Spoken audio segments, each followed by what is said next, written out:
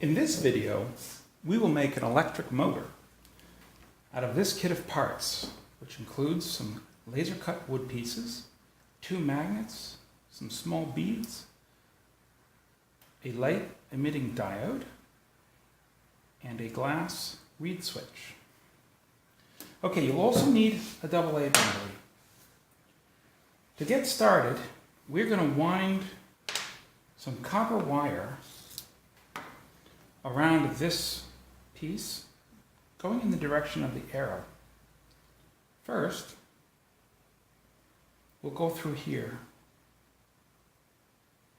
and we'll put this through here, just a little bit, holding the corner, wrap a few turns around here. This is where it connects to the battery. Just put a few turns around there, and then pull the rest of it through here. So we have a few turns around the battery, and then through the hole, and then we're off to winding the coil.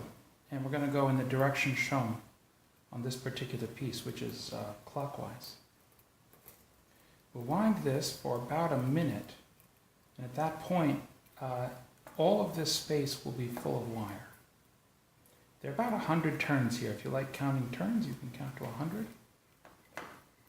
But mostly we'll just fill this area with copper wire until we really can't put any more copper wire in that section. About 100 turns. Coils of copper wire are really what make the world go round. It's an amazing thing.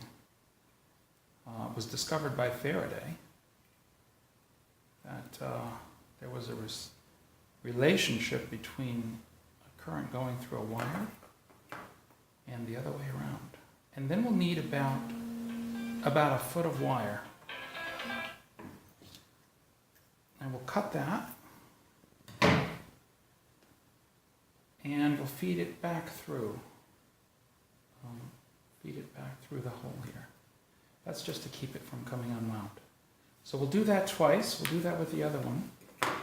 Again, we're going to feed it through the wire, through this hole here, a little bit. Then we just put a little bit of it through this hole, hold that on the back side, and wind a few turns out of this loop of wire around here where the battery goes, putting those neatly into the slots. And then we'll pull that tight. And here again, we're going to look for the arrow. The arrow goes this way, so we're going to end up winding this the other way around. But here we go, 100, 2, 3, 4, 5, 6, 7, 8, 9, 10, 20, 30, 40, 50, 60, 70,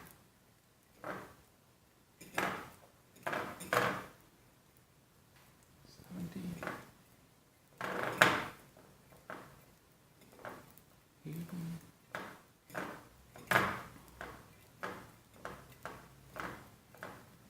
90, and 100 is coming up here soon. Yeah, something like that. And again, about a foot extra. Cut that off. Put that aside. And pass it through the hole.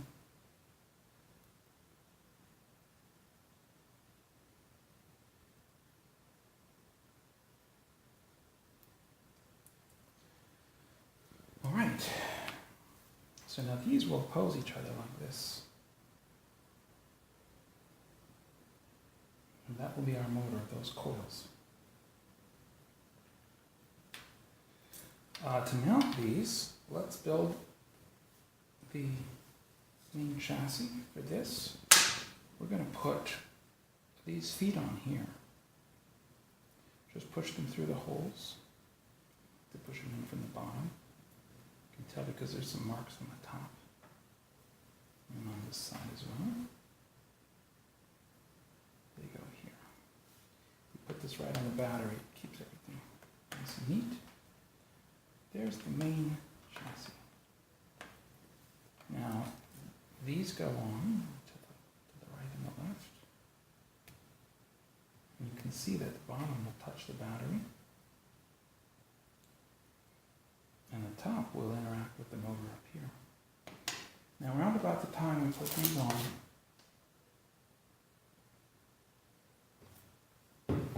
we need to use a little bit of sandpaper and sand these edges.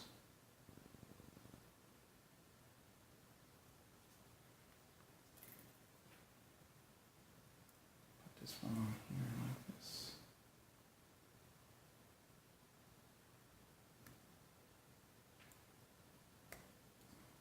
There we go. Now for the motor bit. This is the part that rotates. We're going to take these two magnets, we're going to put one in here like this. And just push it in. It should stay.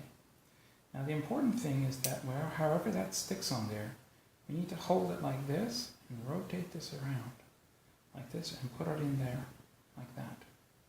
To make sure that that stays oriented the same way as the other one. They should both have the same polarity. And then we put this piece on here like this. And we are done with the rotating bit. That is going to go on this main axle, which is a straight pin. That should go on here, and this should turn and spin quite freely. Next on there will go two small beads. Here's one, and here's the other small beads going on here. Next on here will go the control rod. There's a bit of a divot right in the middle of this coil, if you can find it, that's great. You can push this in here. Careful with your fingers not to put them on the sides, right? This is sharp. And we'll push that in there. That. Will come out. And then it goes on onto the machine here.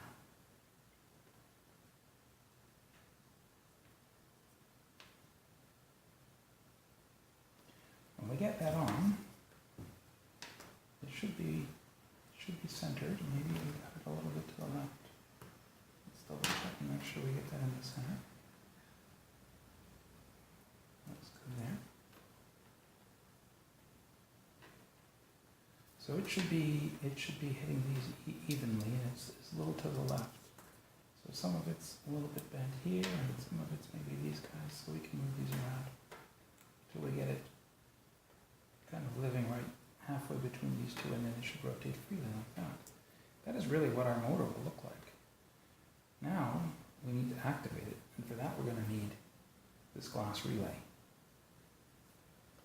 I've included a little piece to help you bend it. We put this in here like this, just set it in here, and then bend this down like that. It's really important that you're careful with this part because it really is made out of glass, and it's very thin glass. It's really very easy to break, so definitely use this tool when bending it, and that will keep the glass from shattering. And bend that part, and then we're going to put this part in here, the outside holes. Very carefully work it in, just a little bit down. Past this. Be very careful again with this glass bead relay. It's very, very sensitive to pressure. But that's the magic. That's the magic that makes this work. When that turns on, that is going to create a pulse of power in these coils. And it's going to make the motor spin. Now, we could use a little bit of sandpaper. I'm going to try to use a pair of scissors. We need to scrape off some of the insulation on our wires here. First, we need a little bit off of the wire here where the battery is going to connect. So I'm just going to take these scissors, and I'm using it's not the sharp side of the scissor, but it is a little bit edgy. And I'm just going to scratch at this a little bit. If you look real close, you can see that it's becoming shiny. Where it once was that red color, it should become more of like a silver. even though it is copper wire, it looks pretty silver when you scratch it. Alright, so a few scratches on each side should work. We're going to do a test that will show us that we've got continuity and power and everything the way that it should be very soon here.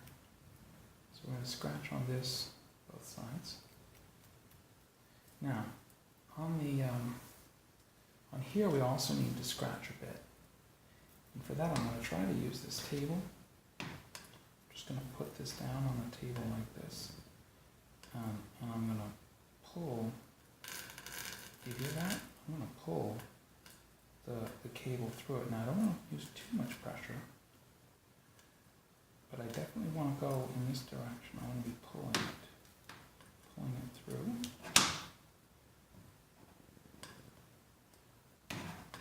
And scratching the paint off is really what I'm doing. The paint on magnet wire is what makes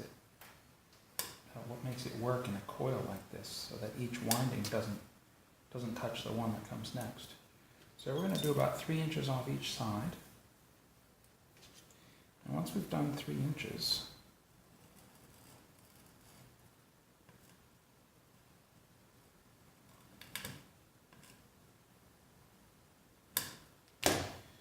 we're going to be able to test this motor. So we put the battery in, and if those are touching, and these are touching, something will happen when we connect the power.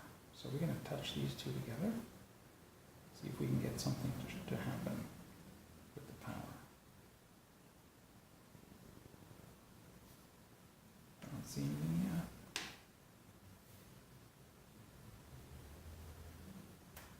Nope, nothing is happening. So that means that maybe we don't have enough scratched off on these sides here, so let's do some more.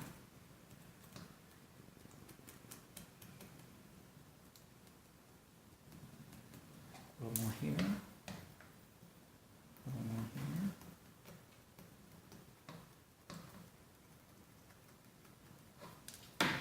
Try it again.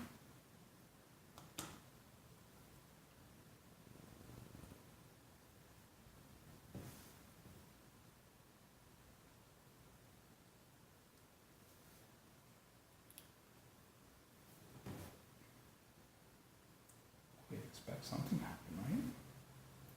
So it's possible the battery is dead. Let's try another battery.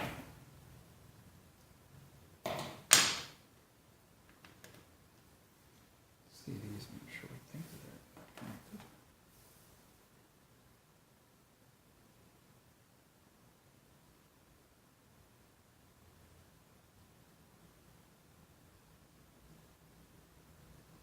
Oh, did you see that? It jumped. So I'm having some issues with my long wires. I'm going to scratch some more off of them.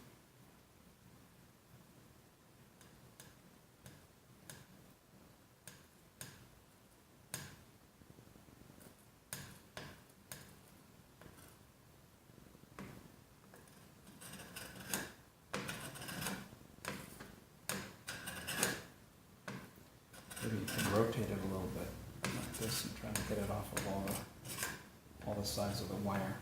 Be careful, it's pretty easy to cut the wire when you're doing this, so this takes a bit of a delicate hand. You want to scrape it without cutting it. You also don't want to bend it a lot.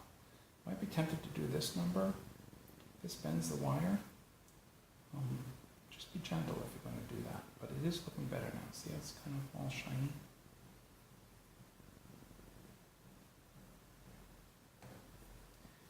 And these are going to touch each other better.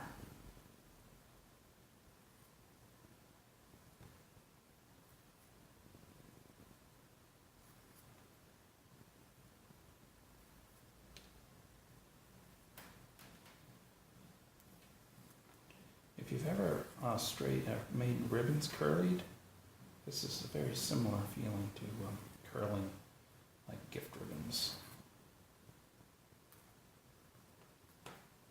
Alright, so now the wire is quite bare on both sides, and I expect that when we touch them together, the motor will jump. So if we could touch these together at exactly the right time, this is attracting, right? So if we hold it together, they'll stick and they'll go right to the poles. Now if we reverse the battery,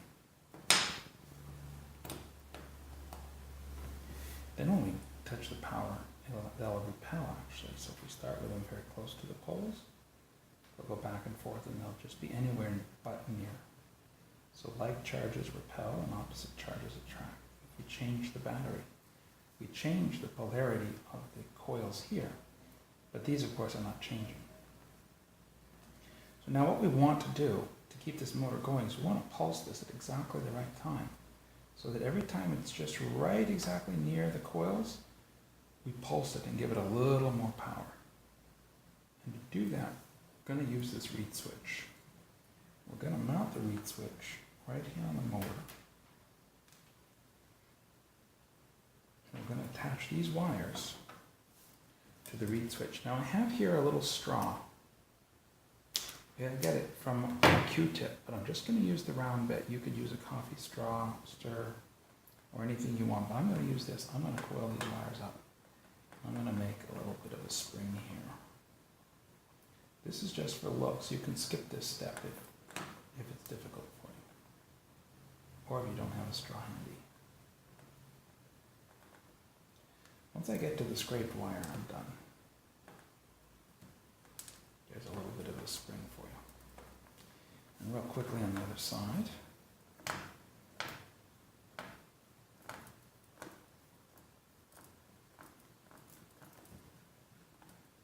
Now this spring is not intended to be magnetic or anything. This is not part of the function of the electric motor.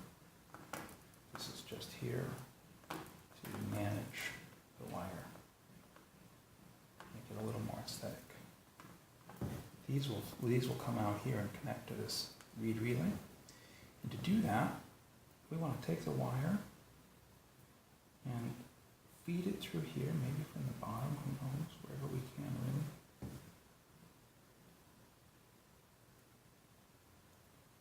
Feed it from the bottom, up there. It's nice and tight there, like that. And then we're going to go around it, around this at the top a little bit.